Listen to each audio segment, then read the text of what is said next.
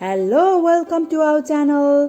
आज म बच्चाहरूको लागि भनेर चिया पुडिङ बनाउन गइरहेको छु।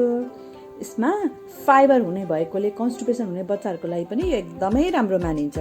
यो बच्चालाई ब्रेकफास्ट, स्न्याक्स, मिड स्न्याक्सको रूपमा पनि दिन सकिन्छ। 6 महिनाभन्दा माथिको बच्चाहरूलाई चाहिँ यो दिन सकिन्छ। अब जाउँ है त यसलाई चाहिने सामग्रीहरूतिर।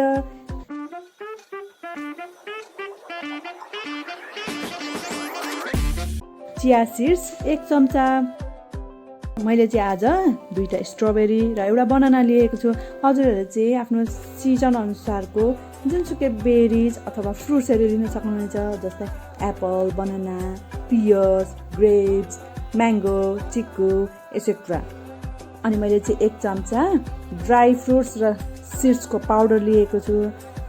1 चम्चा हनी लिएको छु। यो चाहिँ 1 वर्षभन्दा माथिको बच्चाको लागि मात्र प्रयोग गर्नुहोला।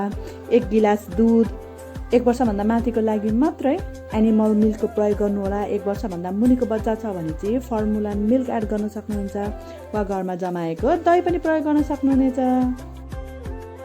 अब सुरुमा 1 चम्चा चिया सिड्सलाई चाहिँ पानीमा हालेर 10 मिनटको लागि भिज्न दिनुहोस्। अब मैले स्ट्रबेरी र बनानालाई चाहिँ म्यास गरेँ। अब त्यसमा भिजेको चिया सिड्स 2 चम्चा हाले। यसमा मैले ड्राई फ्रुट्स र सिड्स पाउडर 1 चम्चा हाले। यसको रेसिपीको लागि माथिको आई बटनमा क्लिक गर्नुहोला। अब मैले चाहिँ रुम टेम्परेचरमा राखेको दुध हाले। यदि 1 वर्षभन्दा मुनिको बच्चा छ भने हजुरहरूले फर्मुला मिल्क वा दही वा ब्रेस्ट मिल्कको प्रयोग गर्न सक्नुहुनेछ। र लास्टमा 1 स्पुन मह हालेर चाहिँ घोलेर बच्चालाई दिनुहोस्। बच्चाले एकदमै मिठो मानेर खान्छ। हजुरहरूको बच्चालाई यो रेसिपी कस्तो लाग्यो कमेन्ट गर्न नभुल्नुहोला र यस्तै बच्चाहरूसँग रिलेटेड भिडियो हेर्नको लागि हाम्रो च्यानललाई सब्स्क्राइब गर्नुहोला।